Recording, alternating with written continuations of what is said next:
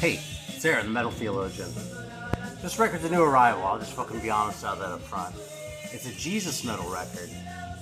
And it looks like it might be too soft. Like the look of it, I'll show it in a minute, but the look of it is sort of like Jesus music from the 70s, whereas like they really look like, it really looks like it was a band made by wimps. I want to say they look like wimps, but there aren't pictures of the band on there.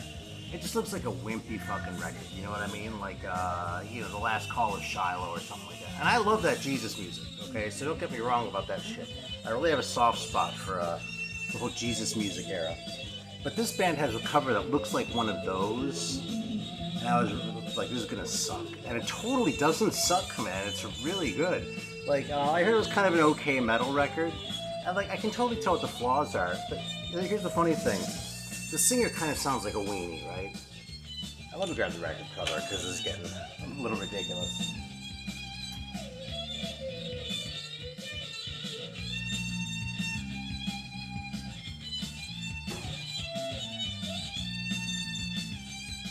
Alright, let's check this shit out.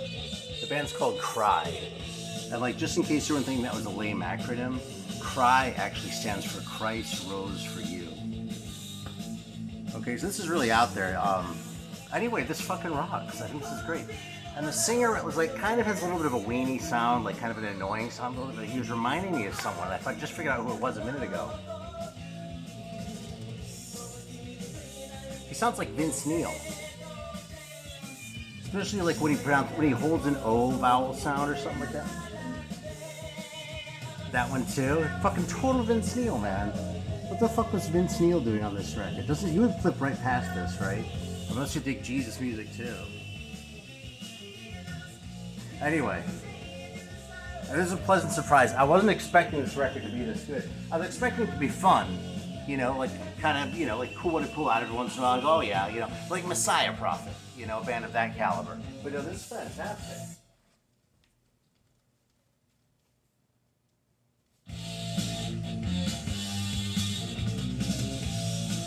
Yeah. Alright, so we're going to do 5 random records today. But the other thing I was thinking about is a little bit of a topic. So I hope you all know the channel The Dreadful Minutes. Okay, it's our friend Rick. You ought to know The Dreadful Minutes. If you're not subscribed, you should be. Go check it out. So anyway, he streams from time to time. He makes regular videos like this, but he also just sort of streams sometimes. And a lot of the times he has Geoff from Gas Masks and Hand Grenades on the stream. And it's funny because when he's on, Geoff kind of takes over, and it's almost like Rick is just like sort of watching, going, "This is the fucking show." He's just like enjoying it, because he gets really quiet. But Geoff will just like talk and talk, and sometimes people get annoyed with that. But I think it's because they don't understand Geoff. Because the thing about Geoff is it's really easy to sort of like derail him. Like if he's talking about something, you want to talk about something else, you can just like stick else. Like Geoff will be talking about some show that it's some band I don't really care about, and you're gonna say, "Hey Geoff, what's the best Saga album?" And he'll like take the bait and fucking go for it. And then you're talking about what the best Saga album is, which is kind of a ridiculous topic too to like be discussing. But fucking Geoff will entertain it. You know what I mean? So yeah, if you're inclined to go on streams, it's funny. This is like to the other channels that watch my video, I suppose, more than like individuals. So I apologize if this seems grossly irrelevant. But yeah, when Geoff streams on his own channel, Gas Master Hand Grenades, or especially when he's on with Rick over at The Dreadful Minutes. Yeah, they're way worse people to stream with, believe me. Fucking Geoff is a fucking hoot. Alright, so anyway, let's 5 random records. Busting out the dice. Doesn't this guy sound like Vince Neil? You can't tell me. And the songs are at least as good as on that first fucking Motley Crue record, right? I mean, okay, Live Wire's a classic, but this song right here, this is at least as good as Merry Go Round. I mean, come on. Be honest.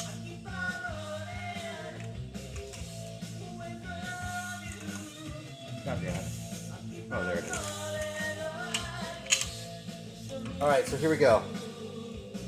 I'm trying to remember how I counted the cubes, but as we established last time, I don't think anyone cares necessarily about whether I'm being honest or cheating. Let me raise this just a little bit.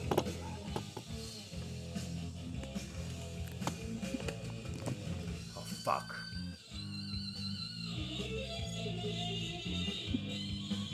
Damn it, the fucking emergency thing just came up. Well, yeah, I film on my phone in case you're wondering. I thought that didn't fuck anything up, but I guess we'll see. Alright. We're rolling 2 dice. I got 4 and 8, and we agreed that 4 is 0, so it's cube number 8. Alright, so that's right here. See, I'm not cheating. This is the sort of thing I get neurotic about, right? To give the appearance of cheating. Alright, what do we have here? Alright, this is really fucking good. It's funny, if you like this Cry album, you'll love Dwir. Because, I mean... So, there's really nothing else I need to say. Okay? Just for the hell of it. Yeah, this band was fucking like it was basically just one guy. I think he had like some friends come help him to perform on the albums, but his name was Dwir, like A-R-R. I mean, I don't know if it's his real name or not, but whatever. And relatively early for this kind of shit, he put out 2 records. This is the second one, and this is a reissue, Animals, it's called. This is the heavier of the 2, but neither of these is like pure metal. They're just fucking weird, man. Like, the first one is a little bit hard rocky. Here, I'll show that one, too, because it also has a really good cover. Yeah, check this out. And like that. I mean, come on, dude. You can't pass this up. I'm gonna leave that one out to listen to, though. Yeah, I'll just throw this one on next, I think, because it's really hard to describe. I mean, it's unique. And there aren't a whole lot of records that say that about it. They say that about The Crew or Cry, right? Yeah. And, like, it's not, like, unique in the way Voivod is, where, like, it defines the whole sound. It's more like they're good songs here, and then they're presented in this really sort of, weird way, which I guess Voivod does, too, so maybe I don't have a point. Yeah, anyway. Pretty heavy record, not like thrash or like not like Venom or something like that. That's really heavy in that sort of way. It's where this thing really rocks. And so does the first one, but this one's more metalish. And then there's all this eccentricity just sort of sprinkled in. It's kind of weird. So. Actually, I'm getting impatient. I'm going to put this one on. You've got the idea about Cry right now. It's been 7 minutes.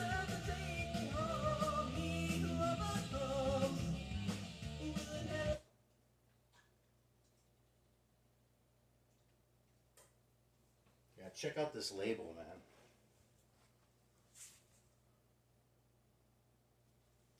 It's a great record, man. It looks like garbage, but it's fucking fantastic.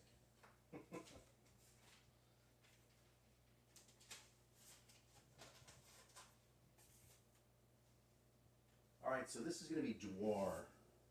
Dwir.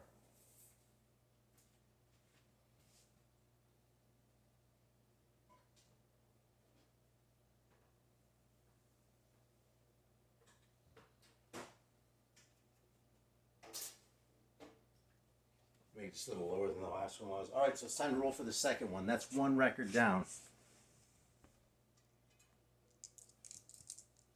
Here we go. 32. I think it's going to be comps. Yeah. Alright, so let's reach down here in the comps. Let's see what we find. Yeah, this is actually here. Let's see if I can make this visible. That last cube right there, so there's the obvious section. And right there, that last cube, that's my comps. That's cube 32. Since I kind of keep saying that, oh, it's the comps, cube 32. Like, there actually is one dedicated to them, so. Listen to this.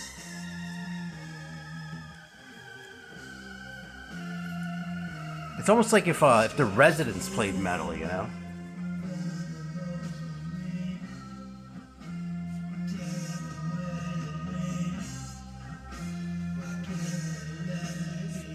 That might actually be the best analogy. I just listened to the commercial album by the Residents last night. And this song wouldn't be very out of place. If you tweak this a little bit, it would be right at home on the commercial album. Anyway, believe it or not, this is the heavier of the 2 records. It gets heavier than this. But the first one's almost more like blues rocky, but it's like a hard blues rock, you know? It's at least as heavy as like ZZ Top, you know? Alright, so the comp was green metal. And I really don't know anything about any of these bands. Assassin, actually Black Witch has an LP. I have it, it's okay.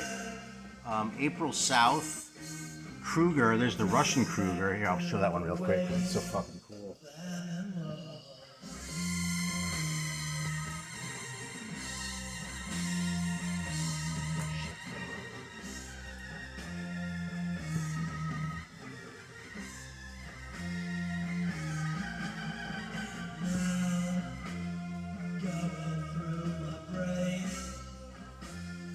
Yeah, this is the Kruger one, man. These thin Russian covers are kind of hard to find. Yeah, this is basically death metal. It's not total death metal like Graveside or some of the other Russian acts.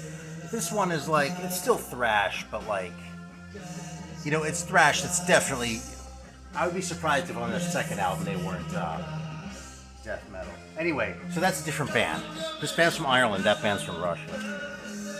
Stone Snipe, Speed, and Trojan. I mean, Speed and Trojan are both kind of generic names. You know, it's like I could name at least one band with each of those names, but you know.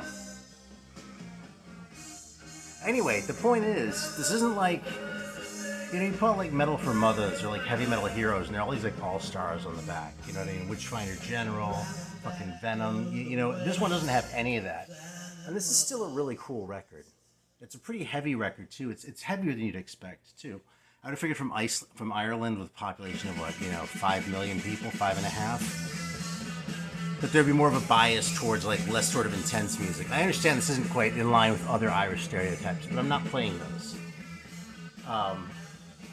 because this is different anyway. You know, it's anyway, it's heavier than I expected it to be, and in a really good way. So green metal is a comp that I kind of felt like I was rolling the dice when I got it. But I'm happy to recommend it. You know, it's not the greatest thing ever. If you don't have Heavy Metal Heroes 1, you really got no business buying that one because it's harder to find, and Heavy Metal Heroes is a lot better. But if you bought Green Metal before Heavy Metal Heroes 2, I don't think you'd be making a mistake. Alright, that's 2 records down.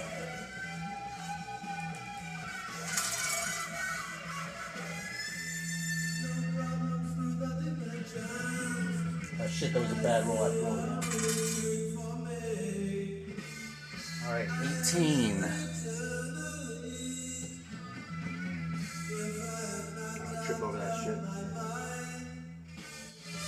What did I say, 18? Let's give me this one right here. Not cheating. Actually, I'm looking at the camera, so I could be. Alright, so this record, this is kind of a weird one, actually. I actually discovered this because I'm on the mailing list for, you know, the metal labels like High Roller and the Greek labels, No Remorse and Sonic Age. I'm on their mailing list. Just, you know, I rarely order directly from them, but it's just cool to sort of know what's coming up, especially if there's like a rare thing that's kind of been going over, you know, see if someone's pre-registering it so it's easier to get.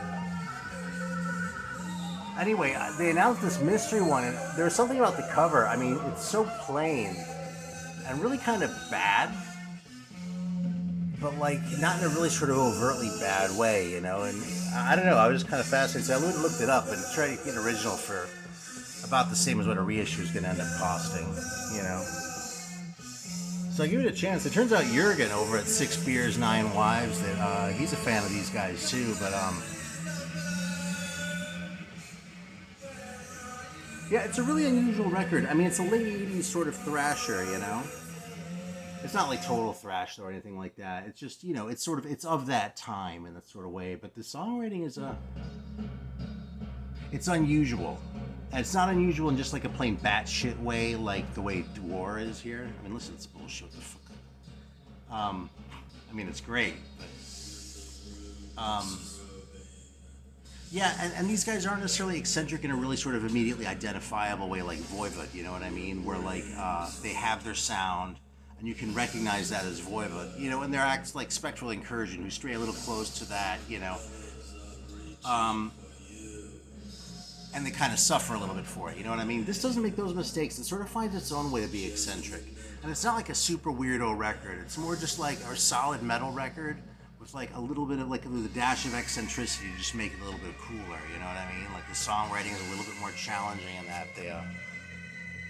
It feels pretentious to say they expect a little more of the listener, but you know.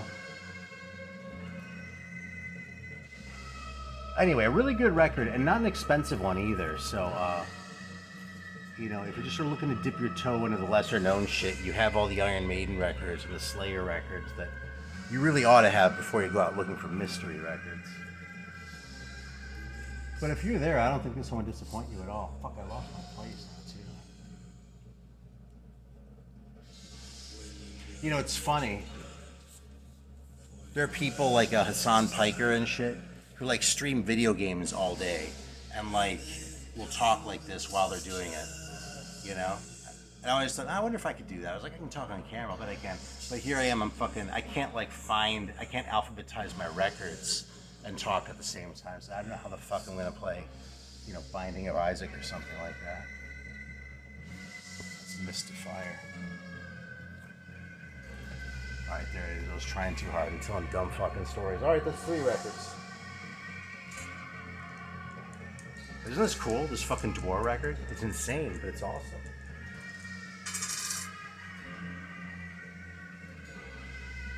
You know, I feel like thrash metal. I've just made this up, okay? So I might fucking totally go back on this little theory I hear right now. But by the late 80s, I feel like a lot of thrash had gotten kind of samey. And I'm not alone in this. This isn't like a really super original thought or anything like that. But I've wondered what it is and like what other sort of signs point in that direction. One thing I've noticed is that when there's messages at all political, that's a bad sign, you know? And I don't have a problem with politics and music, like in principle. I mean, I listen to punk music that's political as hell and shit. But I don't think it's generally very good for metal, you know what I mean? And I'm talking like really like dumbass level politics too. It doesn't have to be like taking a stand on some like complicated issue or something. Like that Toxic record cover, where the guy's the clown nose, he's pressing the button and there's gonna be like a nuclear explosion in some city or something. That kind of cover really puts me off. I'm like, oh, that's gonna suck. Now that record's actually pretty good, but like I didn't check it out until it was close to 50 because I just like wasn't really gonna prioritize it. I found one out in the wild at some point and I was like, what the hell? Yeah, anyway, where's I going with all this?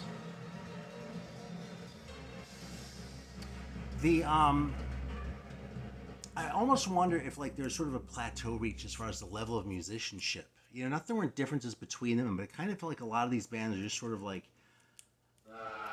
And I hate to say it because I kind of like technical thrash metal in principle, but I almost feel like when a lot of that stuff started coming around, it sort of reached this plateau of like where you could go with it, and a lot of the bands kind of get samey. You know what I mean?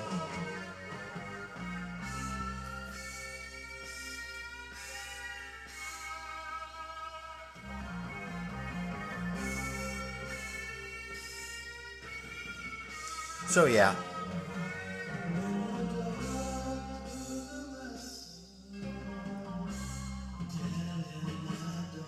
Anyway, all this by way of saying this isn't a thrash record. All right, we're gonna go 2 more records.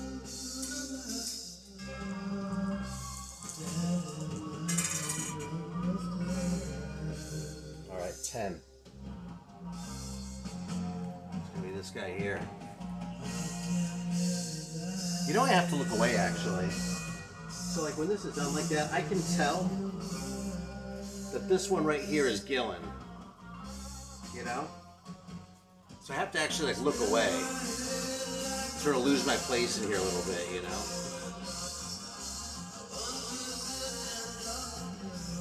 Oh well shit, man. One of the greatest fucking records ever. How many times have I hecked this on this channel? Here, I'll show the original.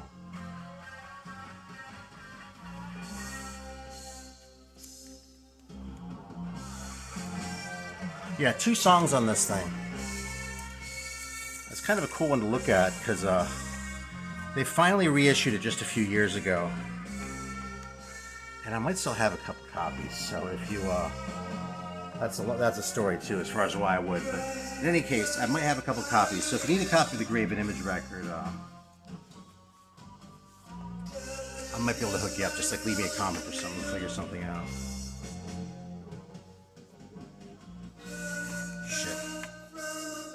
Papers are falling out of it. Yeah, this is what I wanted to show off. It's like literally one-sided. You see that? No grooves on side 2.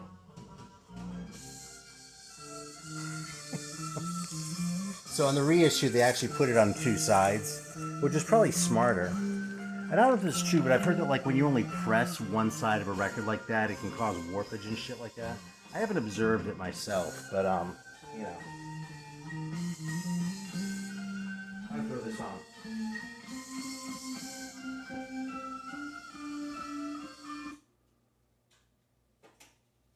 I gotta admit that Dwir was even weirder than I remembered it being.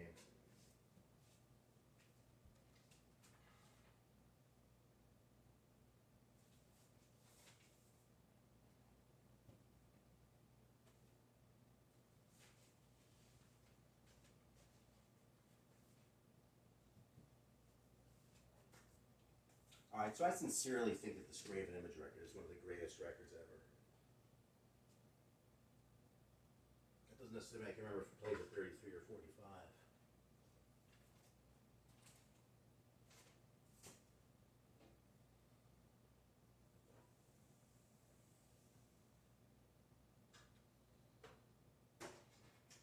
Yeah, I've shown this thing a few times. I'm pretty sure I showed it in my last Azra video. Or Ironworks, I think I called it. Yeah. These takes are, the songs are just rougher. There was a picture disc that came out later that had these 2 songs and one other one. And that actually came out on Azra. This one they just did themselves on their own label. But I did that one a little bit later, and they had a different lineup where the lead guitar player was singing instead of the guy on this one, Mike Aldridge. And between that and the fact that it just kind of sounds more subdued generally, it really pales in comparison to this. And it's really good. I mean, it's the same songs, right? Like, it's not bad from that standpoint.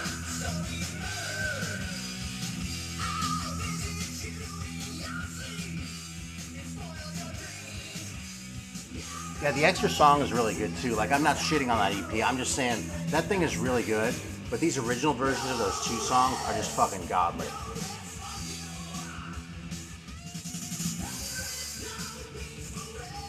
These guys are from LA. I like to champion bands from weird places like, you know, Boise or fucking Topeka or whatever. But Graven Image is from LA. And they're fucking fantastic.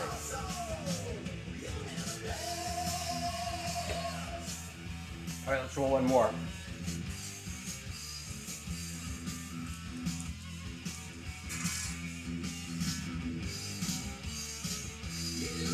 Alright, 28. That's this one right here.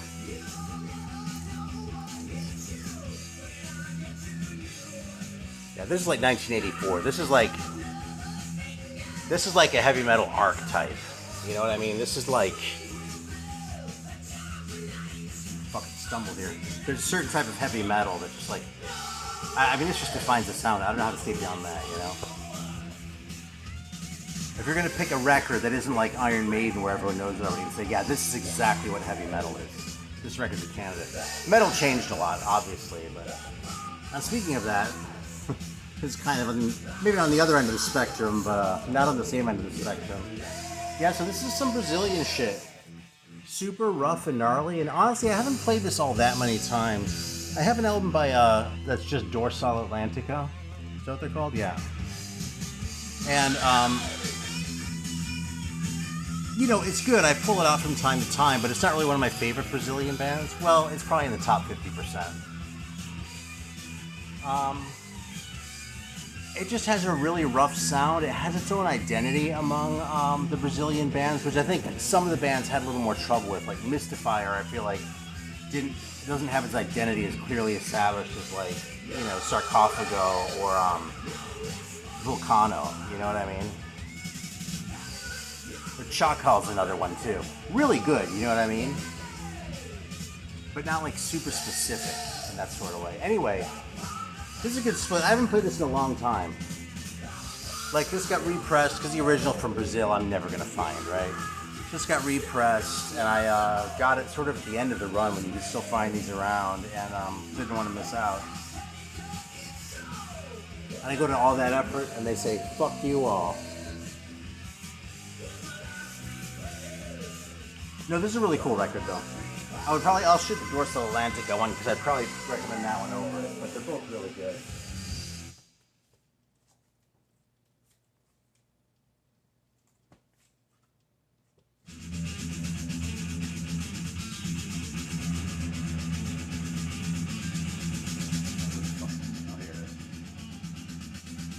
Yeah, that one.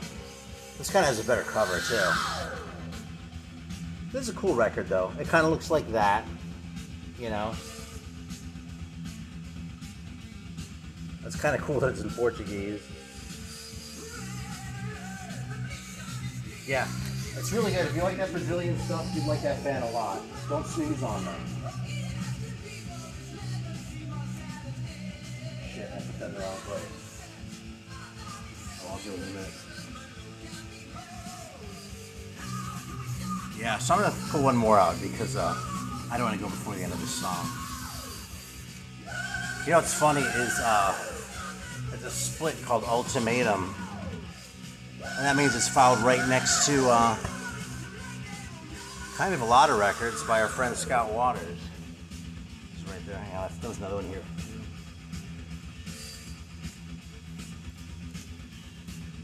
Yeah, these are great records too, actually.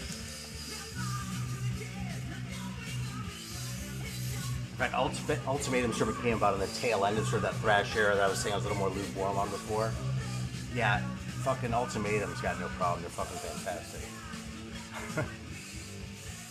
And Scott's a great singer with like a really like cool like identity to his voice. You know what I mean?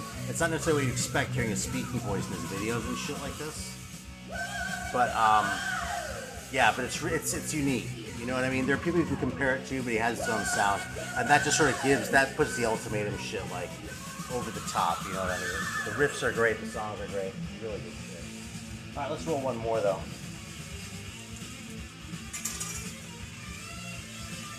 All right, 22. So that's convenient because I don't have to go very far.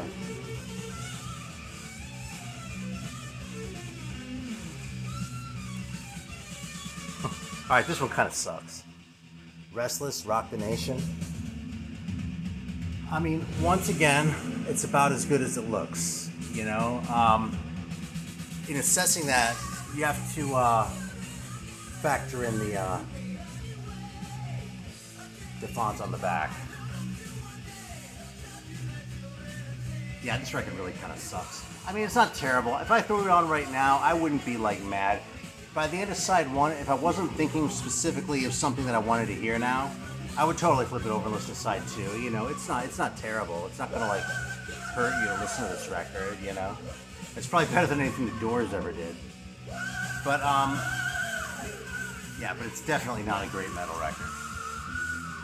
Remember what I was saying before about you know, sort of the top 50 or top 50%? Definitely bottom 50% of these guys. Yeah, I mean, Restless. Even the name sucks. Jesus, I didn't want to lose that. Well, okay, now I'm just being funny. I don't want to leave it out for a minute. It's not that bad, but it's not good.